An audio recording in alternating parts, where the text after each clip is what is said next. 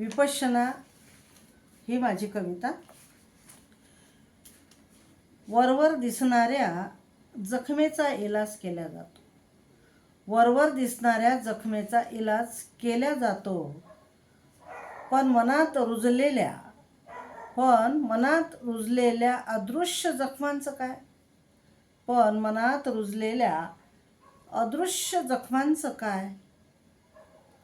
ठेस लागते पायाला तेव्हा तोंडातून आई ग. ठेस लागते पायाला तेव्हा तोंडातून आई ग हा एकच शब्द फुटतो.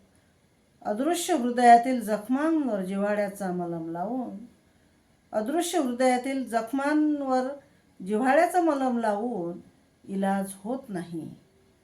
त्यासाठी करावी लागते विपश्यना, मनाला एकचित्त करण्यासाठी.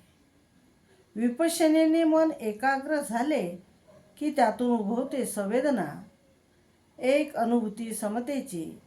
ती पुष्ट झाल्यावर नष्ट होतात मानसिक विकार कायमचे.